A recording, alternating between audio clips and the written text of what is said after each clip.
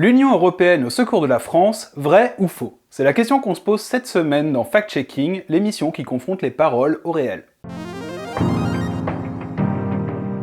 On en a largement parlé dans notre dernier fil d'actu. La semaine dernière, Jean Castex a présenté son plan de relance de l'économie. Mais ce plan à 100 milliards d'euros, en fait, qui va le payer? À en croire le gouvernement et notamment Clément Beaune, le secrétaire d'État en charge des affaires européennes, 40% de ce plan serait financé par l'Union européenne. Concrètement, 40% de chaque projet du plan de relance français sera financé par l'Union européenne.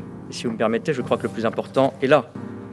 C'est le drapeau européen qui sera sur chaque projet du plan de relance. France Relance, c'est aussi l'Europe Relance, et je remercie le Premier ministre d'avoir bien voulu souligner cette dimension européenne absolument indispensable. Il ne faut pas avoir l'Europe honteuse, il ne faut pas avoir l'Europe invisible, comme on le fait parfois.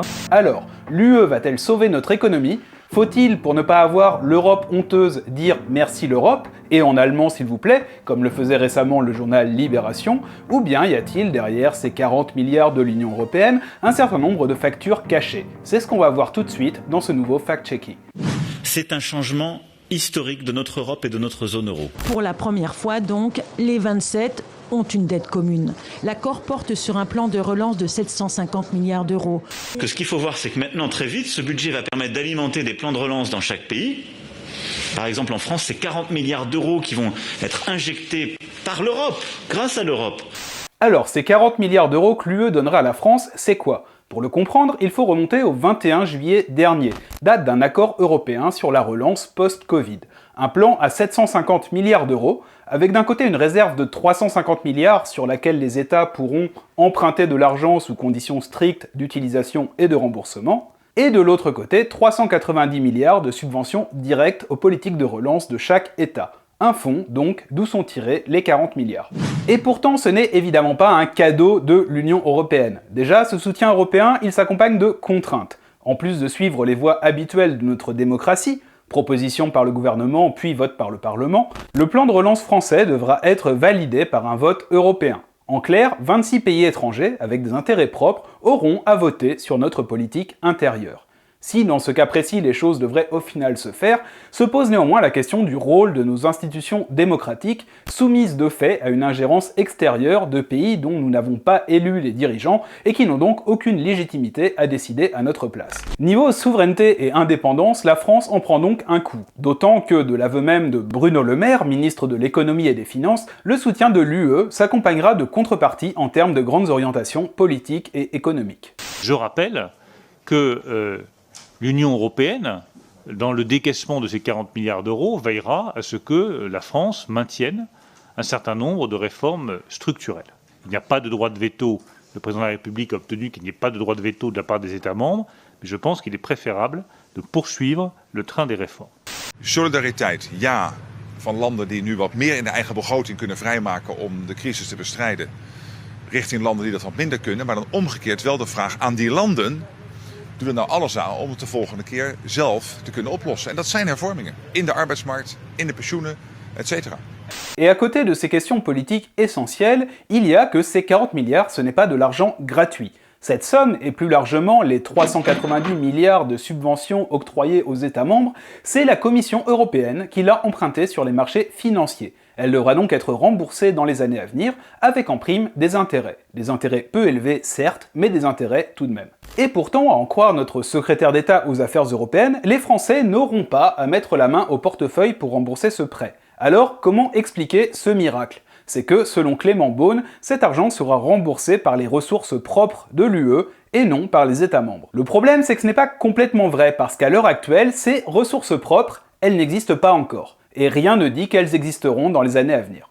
Par exemple, en France, c'est 40 milliards d'euros qui vont être injectés par l'Europe, grâce à l'Europe. Alors ces soi-disant ressources propres censées rembourser la dette, c'est quoi? Principalement les recettes potentielles de 3 futures taxes européennes, envisagées seulement par le Conseil de l'Europe. Une sur les émissions de carbone, une sur les géants du numérique, les fameux GAFAM, Google, Apple, Facebook, Amazon et Microsoft, et une sur les transactions financières. Et le problème, c'est que pour que ces taxes existent un jour, il faudrait déjà que les 27 États membres soient unanimement d'accord. Et dans la mesure où sur tous ces sujets, ils n'ont pas du tout les mêmes intérêts, ça semble en réalité très compliqué d'arriver un jour à un tel accord. Exemple, la taxe aux frontières de l'UE sur les émissions carbone. Ça fait en réalité 10 ans qu'elle est discutée et que les négociations sont au point mort. Pourquoi? Parce qu'un pays comme l'Allemagne, qui exporte des produits manufacturés et possède une industrie très carbonée, craint qu'en cas de taxe européenne, ses partenaires commerciaux mettent en place des mesures similaires, ce qui pénaliserait lourdement son modèle économique. Dans ces conditions, ça semble donc très difficile que les 27 trouvent un accord tant leurs réalités nationales diffèrent. Quant à une potentielle taxe sur les GAFAM, rappelons qu'une proposition de ce type a déjà été abandonnée au printemps 2019. En cause, l'impossibilité, là aussi, d'arriver à un accord européen, du fait notamment de pays comme l'Irlande, qui base son attractivité sur une fiscalité minimale, ou encore une fois l'Allemagne, qui refuse le risque possible de rétorsion de la part de son partenaire américain. Et que si on veut une décision à 27, il faut avoir le courage de faire des compromis. La France a eu ce courage-là. On va imaginer une seconde que l'Allemagne ne tienne pas ses engagements et ne décide pas l'adoption de la directive en décembre. Ce serait une rupture de confiance entre la France et l'Allemagne. Pay taxes when you have to pay taxes. Don't go to heaven. Pay taxes.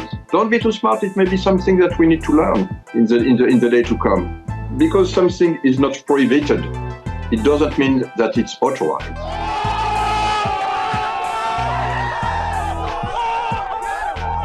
Et concernant une hypothétique taxation des transactions financières, on se contentera de dire qu'elle hante les débats européens depuis maintenant plus de 30 ans. Difficile donc de s'imaginer un accord unanime d'ici 2 ans sur un de ces sujets, comme le font certains journalistes économiques. Par exemple, en France, c'est 40 milliards d'euros qui vont être injectés par l'Europe, grâce à l'Europe.